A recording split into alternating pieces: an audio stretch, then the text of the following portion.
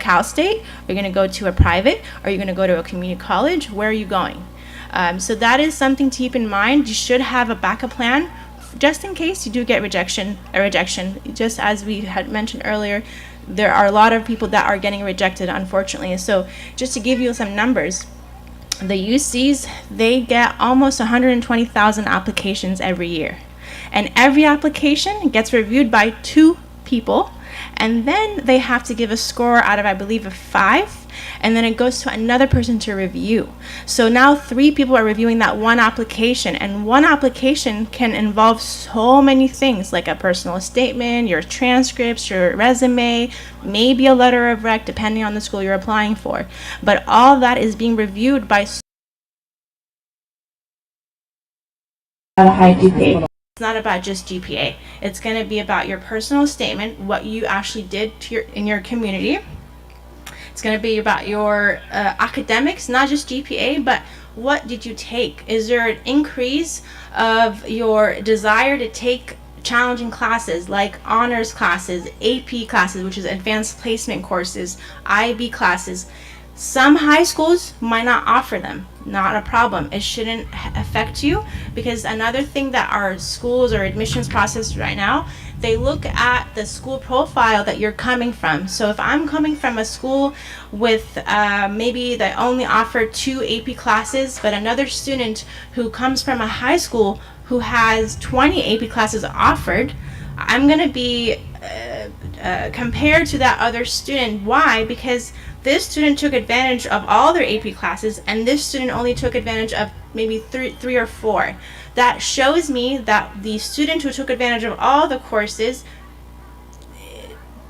went above and beyond what was provided to them to do to impress the admissions process, as far as like what else did they take advantage of in their high school, versus someone that did not and maybe just focus only on getting good grades, okay, and just the regular courses, maybe having one job, but that's all they did. What else are they going to bring to the table when they're going to apply? So please keep in mind, yes, I've seen a lot of parents, they say, oh, I just want my kid to just do well in school, just do good, have good grades, and they don't have to work, and all they have to do is just do well. But that's not going to help them at all, because in the application process, like I said earlier, there's a lot of components that are being evaluated heavily now because of the SAT and ACT being eliminated. The other population that we serve will be our new entry adults or / our new comers coming from different states who need that support to come back as far as the educational aspect. A lot of our reentry adults have their degrees from different areas, and they want to either use it here or start from scratch. So we try to navigate them through that process. Like, okay, let's look at the pros and cons. What are you going to do as far as degree? How much you're going to put in that? Do you have the financial means to get that degree? Or do you just need a certificate to get that experience and work? So there's a lot of talk and back and forth when it comes to our reentry adults. Again, a big thing would to utilize our counselors, and of course we have a big team that will support you depending on the need, that will cater to your needs, but we will direct you to a different person if needed to. Again, CEF does help you, and there's different needs, different populations. We have our middle school, our high school, our college, our new entry adults, and of course anyone that I did not mention, you're welcome to reach out to us for that support. I hope that we see you tomorrow. We're going to be at the table here in the left. We'll be also raffling a couple items almost every hour. So I have this. It's a small little board, but just to give you an idea, we have shirts, we have books, we have even like the battery chargers, and we have polos for free as a raffle. You just come to our table and we'll have those every hour and more. And of course, I'll be here with Sharif Yusuf, our CEO / co-founder. Thank you, guys.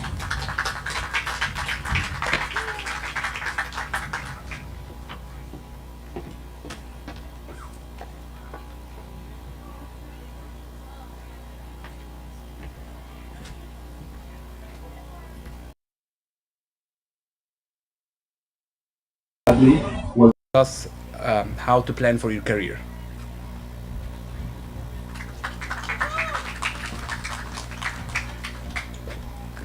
Hi everyone. So let's start.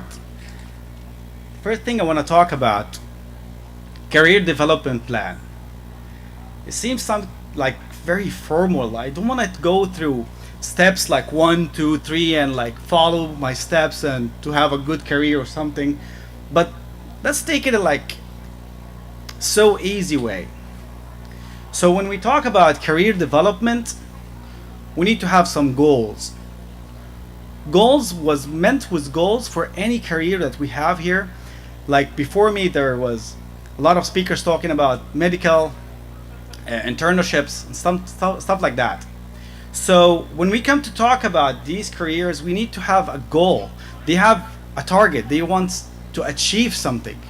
There's a commitment they have to apply for. So when we're talking about now saying we have a career development plan, we have to have goals. For example, who from us went to the gym and he trying to do like 20 push-ups and he came on the count of 16 and he got, oh, I can't move. Then the coach came, hey, come on, you can do it. And like he made it. So here is the point of a change. This is a point like you developed your skills. You developed the new muscle that you have. So here we're talking about career development plan. So first thing I'm talking about today is having a goal. Any career, any age, wherever you're planning for, you need to have a goal. Without a goal, so why you're living? For example, people come to America here, like every one of us here, we have a goal. We need a better life, we need education. Some people like to have a house, business. This is a goal. If you stay as you are in your place and you're like, I want to go to America, so okay, go to the embassy.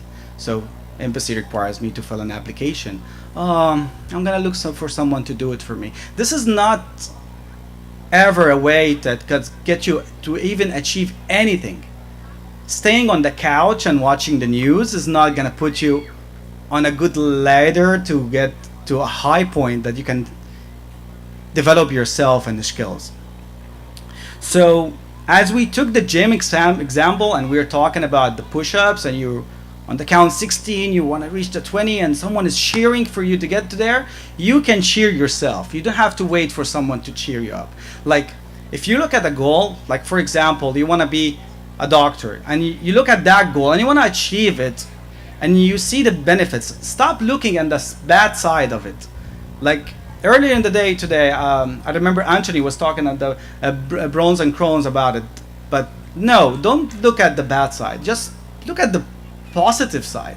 You can push yourself with more effective energy that gets you to reach that goal without getting stuck on any level. And even if you get stuck, you know, hey, I can do it. I'm gonna do it because you are perfect. You have skills. There is none of us doesn't have skills. All of us have skills. So this is the first thing, goals and commitments. If you have a goal, you have to commit to it. Second thing, and that's the major thing that I was coming to talk about, LinkedIn. Who of us here sitting around that doesn't have a LinkedIn account or first time ever heard about it? Anyone wants to raise his hand? Okay. Everyone knows LinkedIn?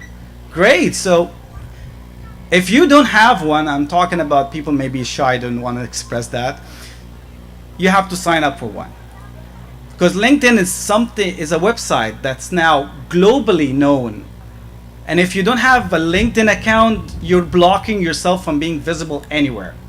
So you want to be visible and want people to reach out to you and you want to achieve something. Like for example, people like me, I want to work in NASA. So NASA requires me to apply for it. And if I didn't apply for NASA, how can I even interview there? So what do you feel when you apply for some job and you find someone from the biggest company that you're dreaming to join calling you and, hey, can I schedule a call with you like 5 or 10 minutes to see if you're gonna fit in a position there or not? This feels great, but how can you achieve it without having a LinkedIn? And through LinkedIn we sell ourselves. I'm sorry to say that in this way, but we're really selling ourselves. You are full of skills. You are full of energy. You want to go in there in the company and you want to develop your skills. You want to show the company that, hey, I can do what you guys are asking me to do. Even if you feel like, hey, I'm afraid to make an interview. They're going to squeeze me. They're going to crash. No way. I'm not going to go through the interview. No, you have to go. You have to push yourself to that. So LinkedIn account gets you a visibility about the market and makes the market see you as well. Tomorrow I'm going to be speaking on more details on my table about how to create the profile, because today I don't have anything to present with, like a projector or something. So tomorrow please visit my table and I'll walk you through the steps, and I'll give you some tips and tricks about LinkedIn especially to make you very well seen in the entire world. If you want to find a job out of America, I can get you that with some steps you have to follow. So creating a LinkedIn account is very important. Once you create a LinkedIn account in a professional way, that's the way that I'm gonna guide you to do it, you have to apply for a job. Applying for a job doesn't mean you have to just go and find any job and apply for it. No, go for the companies that you think that this is the company that I want to be at. Like whatever company. Some people like to. I met someone who he's a doctor and he wants to join Kaiser.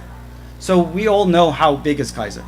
And he said, like, I'm applying for all the hospitals except this one. I'm scared to apply to it. I'm scared that my name goes into the database and I fail on the interview. No, objection. So when you apply for a job, there is a lot of recruiters holding the process. So none of them know each other. So if you went with one and you failed, you're gonna go with the other one and you succeed. And the more you try, the more you get it. But not trying at all and staying home, scared to apply, don't have a LinkedIn, all of this, what are you expecting? Nothing. So where's your career? You're settled. You're still a junior guy. You're still the guy who's doing the job. He's sitting on a desk in the corner in the company and doing like routine work, and he doesn't have any career path. Barely remind, nothing is touchable in his career. Just waking up in the morning, breakfast, go to work, do the same job, cycle, weekends, and so on and so forth. Where is the career in this? So you have to have a goal. So back to this. Once you do apply on LinkedIn, there's two ways to apply on LinkedIn. There's an easy apply, which is you're gonna find a job there. Try to imagine, because it's hard to explain technical things here. But like there's an easy apply, and there's another way that you go and you find a job, then you find the recruiter who's responsible about this job, and you reach out to him and you talk directly. Hey, I found an opportunity number XYZ, and this I feel like I fit to it. Even if you don't feel that you fit to it, you're trying. The more you try, the more you learn. Next step, the recruiter will reach out. Hey, I like your resume. I saw your LinkedIn profile and I would like to schedule a call. What you should do on the call? You should show confidence. You don't show him like, maybe, I don't think I can do. No, just go and say, I can. I just need an opportunity. Because how can you learn without trying? None of us learned how to drive except he tried. None of us learned anything except he tried it. 1 time, 2 times, maybe 100 times. Depends on your personality, it depends on your skills, how fast you absorb things. So the next step, once you are in an interview with the hiring manager, because the guys, let's see the whole map.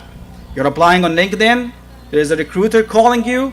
The recruiter is the delivery guy. Imagine he's a delivery guy. He's taking the talent to the hiring manager. Hey, I got you the guy that you're looking for. Let's interview him.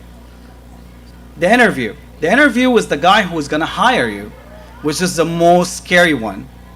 What you do?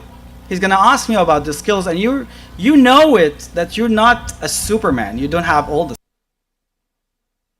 He's like a chase game. He's trying to get your weak points, and you're trying to run away from him. No, just go straight. I want to learn. I'm here. The guy who is interviewing you, he reserved 1 hour from his schedule to sit and talk to you. Use it. Use it well. Just don't say I don't have the skill, I'm gonna and he's gonna ask you, what do you think, like the most famous question in Egypt, شايف نفسك فين كمان 5 سنين? I know that everyone is bothered from this. It's a good question, by the way. This is letting you have goals. The guy is exposing your goals. If you don't have goals, the guy will think about it. Oh, this guy is not gonna move forward. I don't need that. I need a guy who wants to learn, wants to move forward. Because if you want to move forward, you're gonna develop. You're gonna create something. Gonna deliver something. That's what's expecting from you in a company. In US, they don't look about how many certificate or badges you have on your chest or your background wall. So they look at what you can do and what's your abilities. If you're able to do something, you even don't know anything about it, and he just felt that out of you, that you're willing to learn and you want to deliver it and you want to learn it, and once you learn it, he knows. They are really talented here to understand everyone on an interview. And let me explain something about interview, especially if the people who are scared from the interview. You have the right to refuse the company. Not only the company have the right to refuse you. For example, it's like an engagement. A man and a woman, they got engaged. It's just a trying. They're trying things. They're trying to see it's gonna work or not. The girl sometimes say no, it doesn't work. The men sometimes say no, it doesn't work. Is that the end of the world? It's not. So move on. That's what's in the interview. So you don't have to go to the interview and scared and shaking. No. Trust me, the interviewer as well is shaking. Because I interview people. When I interview people, I'm scared as well. Because what I'm scared of, like I find some guy who is more talented than me, the more skills than me, and he can beat me up on the interview. So I'm scared as well. And I'm scared that if he found out that I'm less than him, he may refuse to join us, and I need him. Companies are interviewing people because they need them, not because they have enough time to waste it. They are using 1 hour from the hiring manager. The hiring manager most likely has a full schedule. If he's blocking 1 hour for you, that means he needs you. So you don't have to be scared. Push yourself up. Trust your skills. Even if you see you're just new to the whole thing, build yourself. Read about your career. Look at the target. If you have a goal and you're committing to that, you have to know the steps. The goal has steps. Any goal in the entire world has steps. You can't just say, I want to fly. I want to be a pilot. So what's the steps? So move towards your goal. Don't just say, okay, I want to be a pilot and I'm applying for a pilot job. I'm getting rejected. I don't know how to fly. Yes, because you even didn't move for the first step. You're jumping steps. So be careful on your career development to not jump steps. Take it easy, confident. No one is in the market a superhero. Whoever is, the interviewer is not a superhero. The hiring manager is not, the CEO of the company is not a superhero. They just know how to show their skills. They just have the confidence that they can prove, hey, I can do that. And people trust him because he has confidence. So that's the third thing here, confidence. Keep it in your back of the head. And the fourth thing, find a mentor. Finding a mentor is not easy, by the way. I had 2 mentors, one technical and one general mentor, like mentoring me even, what should I eat? It's normal. I do that sometimes with him.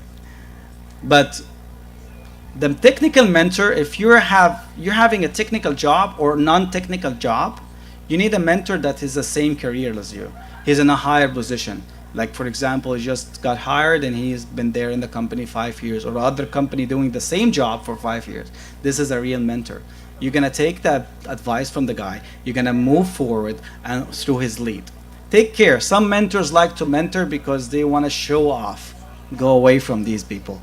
These people not gonna add for you. People will add with you who were caring about you. To think and choose carefully who can be your mentor. If you found a good mentor, you're on the right steps to your goal that you already have in your head. So let me go over what we were saying today. Goals and commitments, LinkedIn, interviews, confidence, and mentor. Every topic of them needs hours. I'm trying to be very brief. I'll be tomorrow here. I think my table is 29 here around. I will have my laptop with me. I'm really happy to help anyone who wants to build his resume or build his LinkedIn account. And I had already an episode with Samah on Namazig Nagha. I was explaining in details everything about LinkedIn and how the tips and tricks that you can build account. If you already have an account and it's been there forever, use it, please. Build connections. Connections are important. Go and find your company that you're dreaming to join and connect with people from that company. And try to open topics with them. Find a job with them. Like, hey, are you hiring a software engineer, for example? Are you hiring a financial whatever? So they're gonna talk to you. They're human. They're gonna reply back. Once they reply back, you can find an opportunity in the company that you're dreaming to join. So, thank you. Any questions? I know there's not a lot of us here today, but like, I wish there's more. And thank you, engineer Redop Shay, for all of this. Thank you.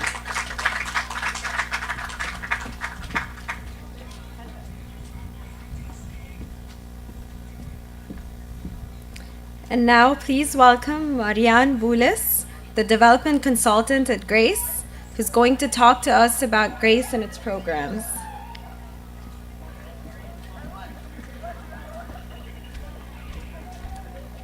Thank you, Nancy. Hi, everybody. My name is Marianne, and as Nancy said, I work with Grace. I wanted to talk a little bit about Grace, its programs, and its needs. I work with a lot of nonprofits, but Grace holds a very special place in my heart because I myself am a proud child of Egyptian immigrants who came here in the 90s and built their way up with nothing but 2 pennies to spare. Grace helps people like my parents to make sure that they not only survive in this new land, but also thrive in this new land. Grace's mission is to help the Middle Eastern, North African diaspora in Orange County and Southern California with cementing their place here in the U.S. by building a strong foundation so that not only they, but their kids and their kids' kids can go on to live amazing lives as Americans. The way Grace does this is we are there with them at every step of the journey. We help them when they first come. We will even organize their car to transport them from the airport to their house. When it's time for them to enroll their kids in school, Grace is with them to help them navigate the process. When it's time to enroll in to get their social security card and their medical insurance, Grace is there. Grace helps them with meeting their basic needs through our soup kitchen, which is right here in Fountain Valley. We help them by providing free English second language courses that are attended on average by 10,000 people per month.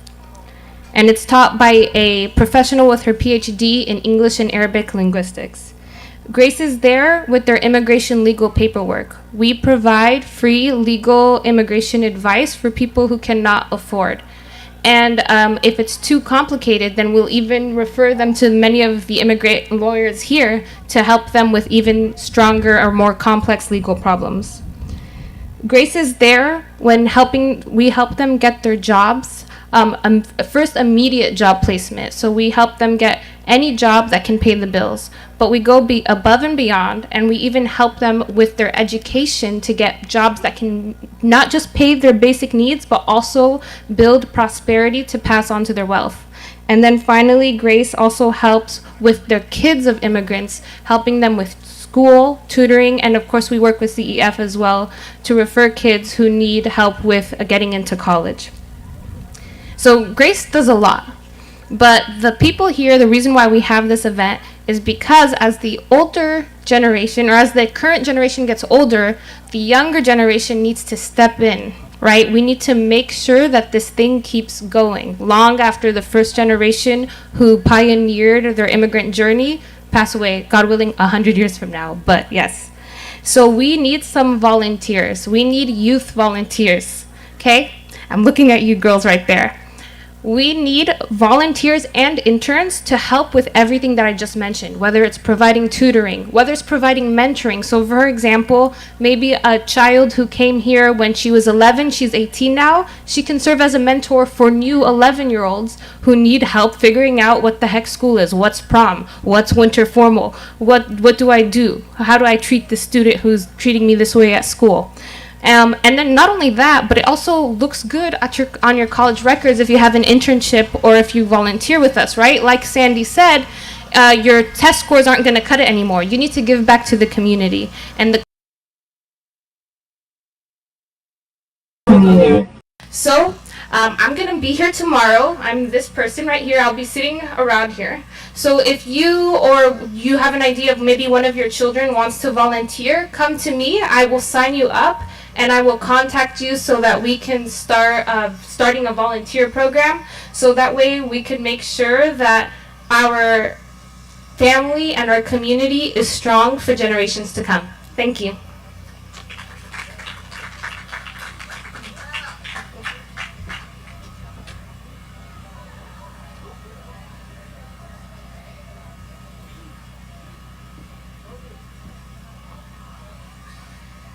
And please welcome Mina Haneen, who will discuss how to achieve your ambitions and become successful.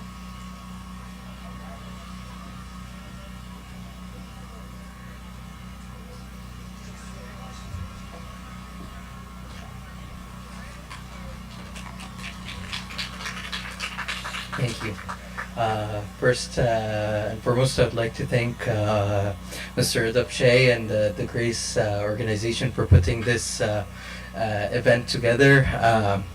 It's always a pleasure seeing the impact that Grace has on the immigrant community, and this time more on the next generation of people here from Egypt, from the Arab world, and immigrants here, and looking at an event that is solely for the youth. It's very great that we have something like this. I would like to also thank the facilitators for the previous workshops, many of which have provided very important information, and I hope that you utilize what was provided to you with information in every way possible. It's very valuable information, and having come here, I wished before that I would have had something like Grace and the services for Grace during the time when I was an undergrad a couple of years ago. And so I was invited today, and I'm not going to take much time to speak about a topic of how do you achieve your ambitions and become successful. And it's a very broad topic to say the least, but achieving your dreams and ambitions and becoming successful means different things to different people. Sometimes people would view success as being successful in school, others would view success as having a successful family or succeeding in making your family happy with you outside of education or within work. But it's broadly defined, and as I was thinking about that, I thought maybe I would share quickly my story here, coming to the United States, and what I've been doing lately, and how this has shaped the person I am today. So again, my name is Mina Haneen. I'm from Cairo, Egypt. I immigrated to the U.S. in 2013, and I was lived most of my life in Egypt. And the past 10 years, I've been solely living in the beautiful state of California up until I moved to Boston. Now I'm studying for my master's in public policy, and I'm working over the summer at the International Finance Corporation, which is part of the World Bank group, for the office in Egypt. So when I immigrated to the U.S., I came to high school, and when I was coming to the U.S., I always envisioned the U.S. as what we would see in the Hollywood movies. Everything is nice and people are happy. Everyone has the most latest brand of a car, and life is amazing. And as soon as I arrived, I was welcomed by TSA and and a lot of LA traffic, and I realized that there's much more that I didn't know about California and the United States. But it has been a blessing being here, from attending high school a year in the beautiful city of Rancho Cucamonga. I then applied to school in UC Riverside, where I majored in political science. And my journey to college was not that easy. You've heard a lot today about how to apply to college. You've learned about the paperwork that you need and all that. I lacked most of what was needed for that. When I applied for school, I was just a recent immigrant, and I still hadn't had my immigration paperwork finalized, and it was a bit tough. I didn't know that I was gonna be able to start college up until night before, when they called me, the admission office, and they said, okay, we're gonna take you out. They asked me about paperwork that I did not exist in the Egyptian government's catalog of documents. But when I first started school, the first question that I was asked is, what is going to be your profession? And as we know, in the Egyptian community, we have three professions. You can either become a doctor, an engineer, or a lawyer. I went with the closest thing of wanting to become a lawyer, but deep inside me, this was not what I wanted to do. But I went with it because I feared that people are gonna look at me and they're gonna say, "Oh, he's not gonna do what's expected from the community." So I picked political science as the closest major for two reasons: that it's close to what I'm interested in, which is policy development, but also because it did not have any mathematics in it. So I loved this idea, although every single job that I worked after had to do with a lot of numbers and math. So I went into UCR, and from there I worked quite some time on my major, and was trying to identify what I want to do. But I faced a lot of challenges, and this is the first thing that I want to talk about. Is if you really want to achieve your ambitions and dreams, you have to understand that you are going to face challenges, and that challenges are inevitable.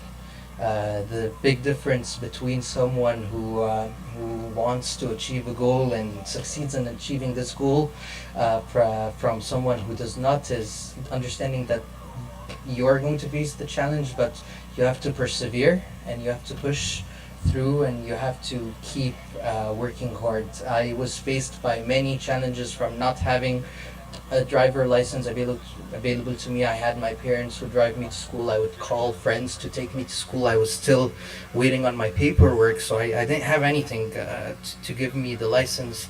Everything was new during that time for me, and when I would go to school, I was treated as you probably have learned about being a resident in the States. I was treated as a non-resident and had to take this excessive burden right from the bat of having to take out loans or figuring out a way to pay for my education. And from there, these were the first challenges. Many would face these challenges and say, I am not going to continue with this route. I came here, our parents came here knowing that they want a better future for us. I knew that it was not the right decision for me to tell them I don't want to take this burden. Being in college and having your parents take you to school is a blessing, and that I view right now, but also during that time I viewed as something that is not as as desirable. So I started out like this. A lot of people looked at it and they were like, "Oh, who's this kid that has his parents would walk from lot 30, whoever went to UCR with my parents, and everyone is with their friends."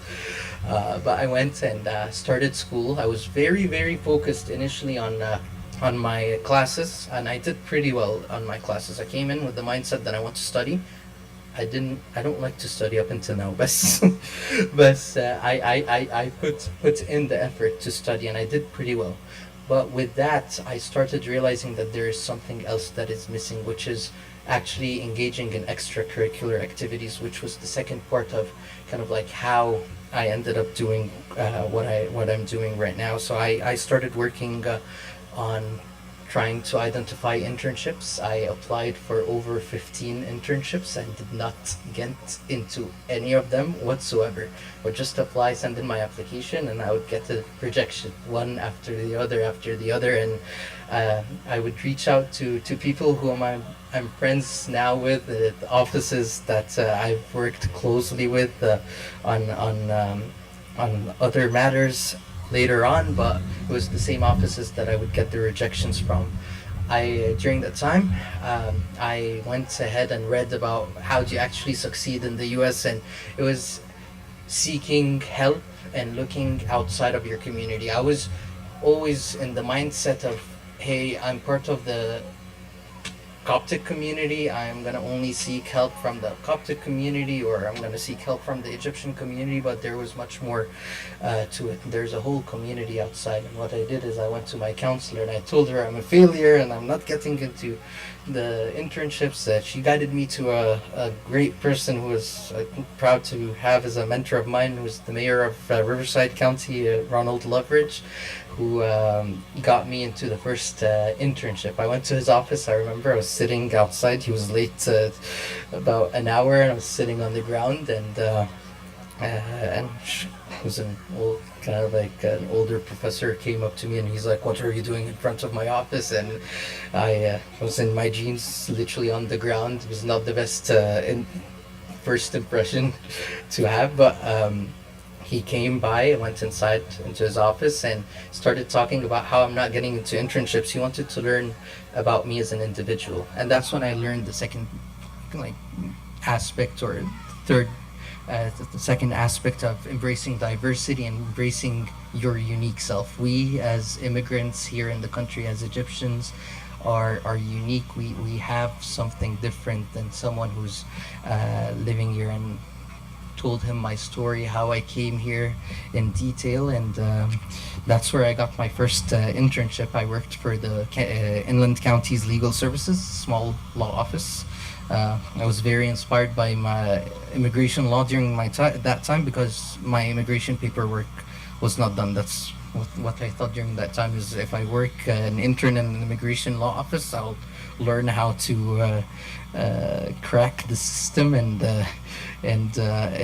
finish my paperwork. Did not finish my paperwork, but finished the internship.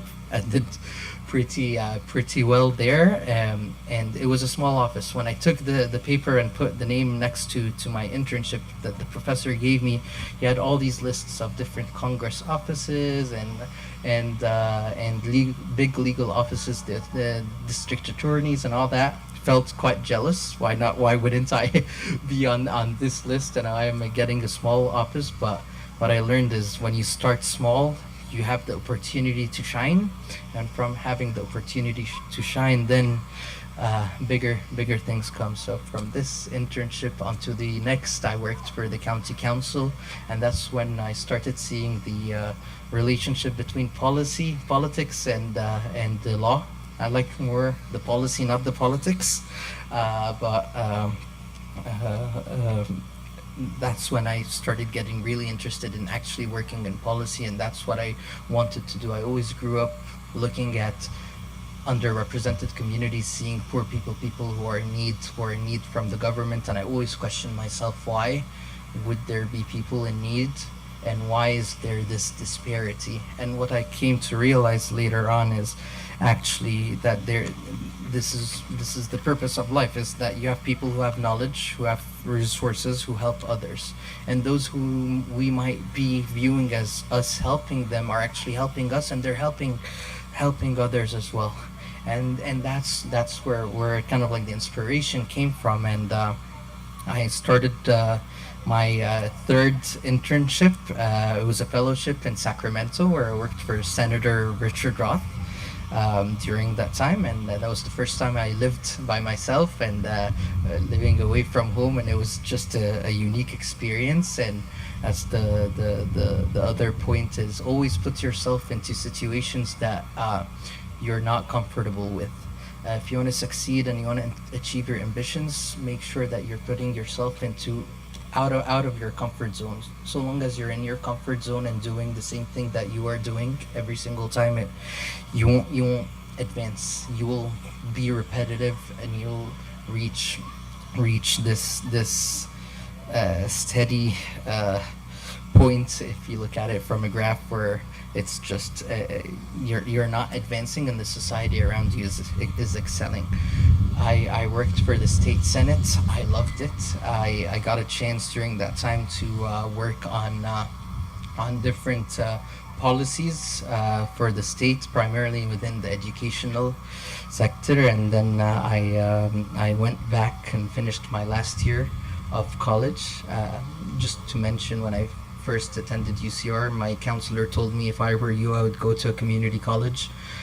Your SAT is based on the people that is admitted into the classes, gonna put you at the bottom 25th percentile, so 75% of the people were gonna do better than me, according to this statistic. That's with God's grace, I was able to finish school, and I was able to graduate top of my class and top of my political science major. And the reason why I'm saying this is not to say that I graduated top, but rather, if people are going to tell you that this is not feasible, just believe in yourself and put in the effort, and know that if you put in the effort and continue working, whichever, in school, at work, wherever, you would achieve that. And that's what has happened. And there are many, whenever someone wants to ask me any questions, and after or right now, feel free. But there are many small things and stories that I can share about interactions that I've had that changed my way of thoughts. But after graduating, I moved to Sacramento, and I applied for a graduate fellowship in Sacramento called the Capital Fellows Program, where I worked full-time for the state senate with then now Senator Benjamin Allen, and I was actually responsible to carry several of the senator's bills, including one that I wanted to work on, which is introducing an eligibility for financial aid for people with pending immigration status. And we did raise this as something they didn't know about it in the state, and it didn't make sense many times that we would find people that do not have documents would take financial aid, and those who are taking the route where they apply for documents but didn't finalize their status would not. I took a challenge that I had myself as an inspiration to make a change later on, and we worked on this policy, and we were able to pass it through. It took some time and some effort, but it's one thing is taking the challenges that you face as an inspiration to other. After finishing the Capital Fellows Program, I did work for the administration of Governor Gavin Newsom in the Department of Finance, where I was part of the fiscal team working on the Health and Human Services Agency, and the Department of Finance as a whole serves as the chief fiscal advisor for the Governor of California, so we advise on fiscal policy matters. I did not enjoy math, but the job that I got included a lot of math. I took 3 math exams. I passed them. I don't know how up until now. but it happened, and from there I started working in a very big role suddenly, and it came after a lot of challenges, and I was there for a reason. I was very happy at the beginning, and it looked and it sounded so fancy and nice, but with it came way much more challenges, and when COVID has happened, the Department of Finance and the Health and Human Services Agency is responsible to delivering medical, we're responsible to delivering child support, we're responsible to delivering all public health related matters. That's what we look at funding all these huge programs. And we operate on a budget only for health and human services during that time at $56 billion, which is a budget that would run a couple of countries. But I learned a lot there, but also faced a lot of challenges, and I took these as an opportunity for me to shift my focus a bit, and I applied for grad school, and I just gave it a try, and I thought I'll give it a try and see if I'll make it to grad school or not, and I applied to my top choices for school, and I got into my master's program. Where I'm now studying in Cambridge, Massachusetts, and the Harvard Kennedy School of Government, and I'm working for the World Bank, two places that I would have never thought that I would reach, but through the grace of God and through my community, I was able to reach that. And my quick closing remarks on what I would share. Just whenever you want to think about achieving your dreams, and you just want to take these points more than anything else, is always be resilient, always fight through the challenges that you are going to face. Do not fear failure at all. I always say that, and as soon as I say it, I fail in something, and I but really do not fear failure. And whatever you do, we always hear about people who are successful are the ones that do what they enjoy. Be happy in what you do. Pick a career that you're interested in. I faced a lot of pushback doing what I'm doing because there wasn't a lot of people in my community that are doing what I'm doing. But I saw the good side of it is I can have a positive impact on others. Yes, this career does not sound fancy as a doctor or any of that, and suddenly it became very fancy, and people are like, wow, you're working with these policy leaders, but it was more of what drives you is to make an impact on the community. So do that and have patience. You always need to have patience. There's no one who's going to succeed right away. It's a ladder. It's something that you build together, and your success comes from the success of others. Always surround yourself by successful people, by people who you aspire to become part of, and lastly, always have a good work ethic. Work ethic cannot be disregarded. You have the good mindset of achieving your goal, but you always have to have a good ethic. You want to have people respect you and put trust in you. Yes, we have our pitfalls and we face our challenges, but at the end of the day, you want to have a good ethic. And because of this good ethic, then positive things are going to come, because people are going to put trust in you and you're going to feel more responsible. And that's a couple of things that I want to share, and I'll be more than happy to meet with you after. And once again, thank you, Uncle Reda, thank you, the whole team of Grace for this tremendous event, and I hope you have a great rest of your day.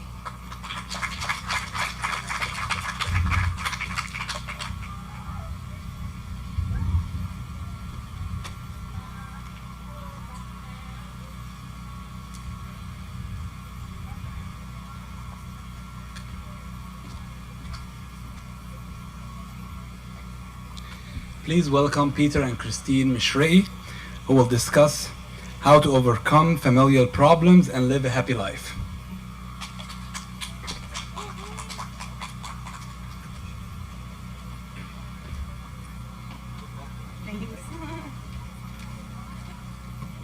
First, before we get started, I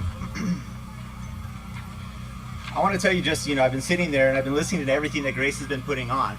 And when we talk about like a wide variety of topics, I came a little bit late, but the first thing that we were talking about was school and loans and how to position yourself correctly so when you get there, you know what to do. Then we took a turn. We started talking about drug prevention. We talked about mental health. We talked about all of the services that are available for the education from the Coptic Education Foundation. We talked about career development. You know, it was just the thing that I love about Grace that we've seen today is the fact that it's very holistic. There's not one certain thing that we're focusing on, but we're focusing on everything because we are holistic people.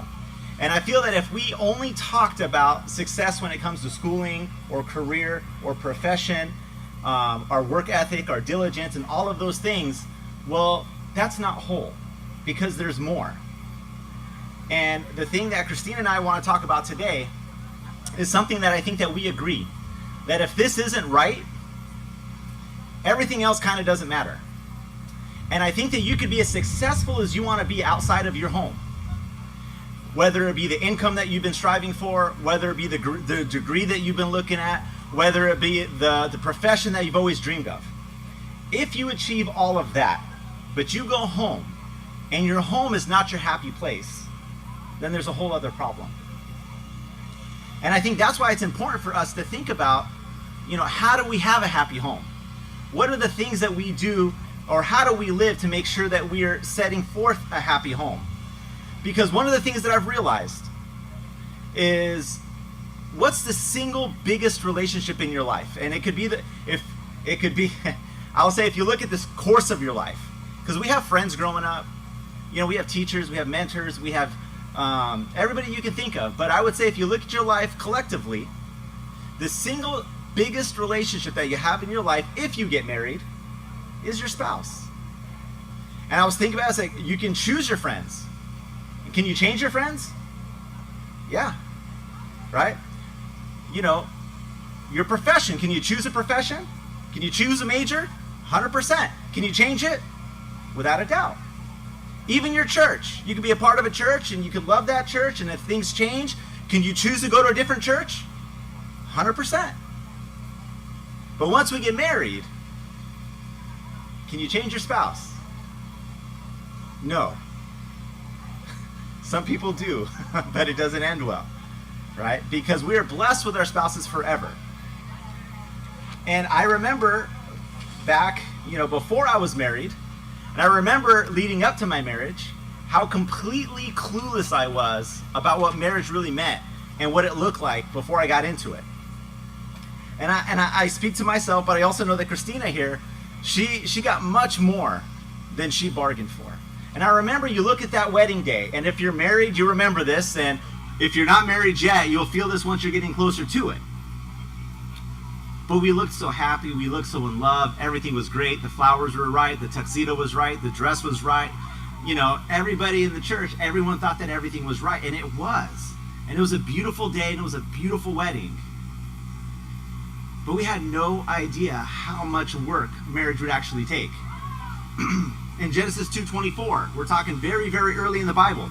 It says, "Therefore a man shall leave his father and mother, and will be joined to his wife, and they shall become one flesh."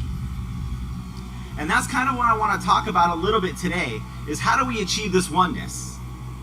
Because that oneness is God's plan for marriage. And I know a lot of this, we hear that verse, is the first thing that we start thinking about is that two become one means a physical act.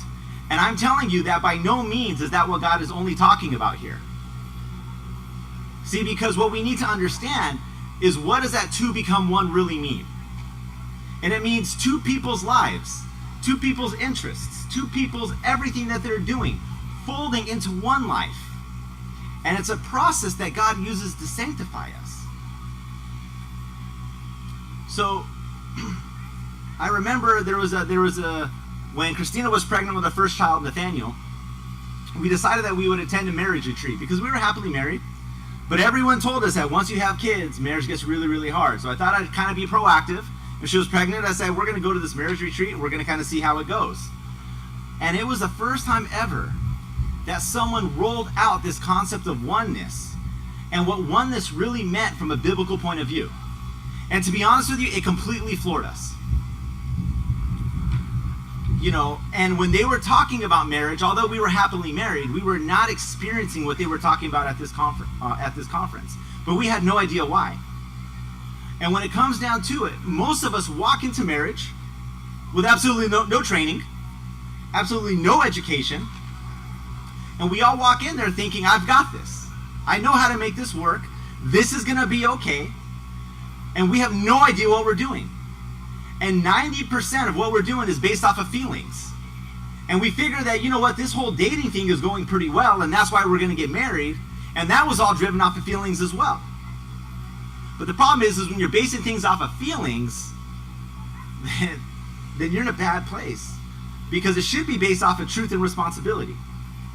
I remember attending the conference, and they laid out such a clear biblical blueprint of what marriage was. And just the light went on for Christina and I. And it was a game changer. So one of the things that I want to share with you today is I want to share some of these principles that they gave us. Because I believe that if we don't get this idea of oneness, then that home that we come home to every day, that house might not be as happy as we could expect. And now and I want for everyone who's married to start thinking about this in your own marriages. If you're engaged, and you start thinking about this for the marriage that you're about to walk into. And if you're still single, these are principles you need to be thinking about if God calls you to marriage one day. So what Christina and I will be sharing is 5 threats to the oneness in our marriage. 5 threats. Now I tell you 5 for a couple of reasons. Number 1, I want you to keep track. Okay, so this way, if you're enjoying it, you know exactly how many I'm going to go through. Now on the other side, if you think I'm the most boring person that's been up here so far, that's okay. You only have to make it through 5 points. And then at the end of the 5 points, it will be over. So now I'll hand it over to my beautiful bride here, and she will discuss the first one.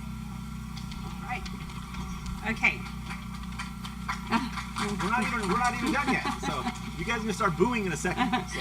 All right. So threat number 1 is hard adjustments. Hard adjustments. Many times we enter a marriage thinking, I can't wait to see how this person adds to my life. There's very few people, I have yet to meet one, including myself, that enters marriage saying, how can I die to my spouse today? How can I serve my spouse today? And that's really what marriage is about. It's not, you always hear, you do you and I do me. That is completely not the way that marriage is. And that's hard because not a lot of people tell you that. I remember in the beginning, I saw our differences as cute. I remember one time, it was first week of marriage, and Peter came home and he unbuttoned his work shirt and he put it on the table, and I thought, oh, how sweet. My dad does that. Second time, it was a little cute. Third and fourth time, it was like, hey, I'm not your mom. Are you going to pick up after yourself? So the differences are no longer cute, but they're hindrances. And there's different differences. Some have difference in values. What's important to me may not be important to him. There's spiritual beliefs differences. Some people are raised that church is their life. God is everything, and quiet time is important. Being in the Bible is important. They marry a spouse that, hey, look, church is a Sunday thing for me, and that's as much involvement as I want in it. So you see that a spouse will sometimes be going to church, praying their heart out for the other one who's really not interested. So there's different differences. There's finances. Some people say, make your dollar work for you, and they get themselves in all kind of credit debt. And another person doesn't believe in debt at all. And of course, the history of family, past relationships, painful experiences that add to it. So what marriage becomes is imagine unpacking. You're unpacking your clothes when you move in together, but you're also unpacking your differences. And you're unpacking situations that you find yourself into and deciding what we're going to keep as a couple, what we're going to get rid of, and how we're going to adjust the things that we're keeping. Many people go into marriage based on feelings, and they marry somebody based on the way they feel, but it's also, unfortunately, the number one reason why people divorce is because of the way that that person makes them feel. A lot of, one of the number one reason people divorce is because they fell out of love with this person. So it's dangerous when you marry based on feelings only. When you marry based on attraction, I know we don't look the same, and if I only married Peter because of looks, then, that would still work out for me.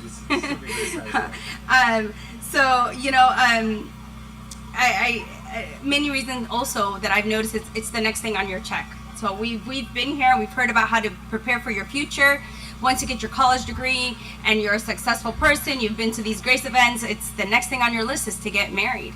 I had a friend that was her goal, was to get out of, we'll call her mother's name Mary. I need to get out of Mary's house. And so she married the first guy in sight. 5 years down, she's sitting in my, her and I are having coffee, and she said, I went from marrying dictatorship to, we'll call him Mark's dictatorship. And so when you marry for the wrong reasons, to just check the next thing on your line, it creates a lot of issues. So regardless of the reason you're married and regardless of the differences you're unpacking, when we don't make hard adjustments and willing to let go of some things, it becomes a big hindrance, which will rob us from oneness in our marriage. The second threat is this weird thing that you see going on in society right now, and it's this whole 50-50 pattern, right? Like now in our world, what we're starting to see is that these relationships are 50-50. Like I'm going to do my part, she's going to do her part, but the problem is that acceptance is based off of performance, okay? It'll never work because they're assuming there's some sort of even trade that's going to be going on. And affection is only given when they feel that it's been deserved. And the motivation for action, it only happens if I get what I want. So, but here's the hard part, and this is why 50-50 will never work. It's because you're biased. You'll always be biased. Because whatever you see as your 50%, chances are it's rarely ever that 50%. And the problem is when I see myself and I see what I do and I give myself more than 50% for it, then I'm never, ever giving my wife the credit for her 50%. Because it's always going to be less than whatever I see.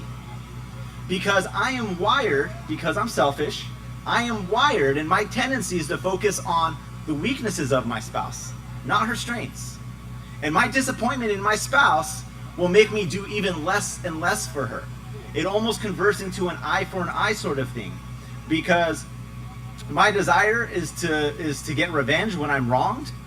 It's to reward when I feel that she has done something correctly, but it's impossible to get my wife to meet me exactly halfway, because that halfway looks very, very different for her and I. And again, like the first threat, when we fail and we implement this 50-50 pattern, then we pull back and we are giving up our oneness. All right. Threat number 3, inevitable difficulties. So you guys remember the story in Matthew 7 when it talks about the man who built his house on a rock and the man that built the house on the sand? We often forget that the rain descended on both homes. Both homes were susceptible to the floods, to the storm. The winds blew and they beat on both houses. The difference is, the difference is knowing that storm is going to come, and am I prepared for it or not? Unfortunately, when we get into marriage, we never think, what are we going to do when things get hard? We think, not us. It's not going to happen to us. It's going to happen to this person. We're prepared. We love each other. My parents didn't marry each other on love, but we did, and so it's not going to work out that way. But it's wrong. Difficulties do come. It's what we do with the difficulties that will either put us together or separate us. I always say that it's hard when you think that difficulties are not going to come to a marriage when you have difficulties within yourself. Has anyone ever been mad at themselves for the situation that you put yourself in, that you behaved in a way that you didn't approve of? So if you have internal struggles within yourself, you're going to have internal struggles with the person you marry. It's what you do with that. We've heard over and over from different speakers the importance of therapy, and how there's no shame in therapy. It doesn't mean that you married the wrong person. It means that, hey, we're going through some difficulties. Let's get in front of a third party. Let's figure this out. Somebody made the point that if you have your body hurts, you go to a doctor. Your teeth hurt, you go to a dentist. Well, if your marriage is struggling, sit in front of a therapist, and there's nothing wrong with that. And the beautiful part about the therapy is, again, this whole thing is the goal is oneness. And if you sit with a therapist, that therapist is there to help reconcile, to bring the two together. Because the problem is when you have these threats and you deal with them in an inappropriate way, it's actually driving you apart. The next threat number 4, is extramarital affairs. And I want to quantify that and define it for you guys so you guys know what I'm talking about. An extramarital affair is an escape from reality or a search for fulfillment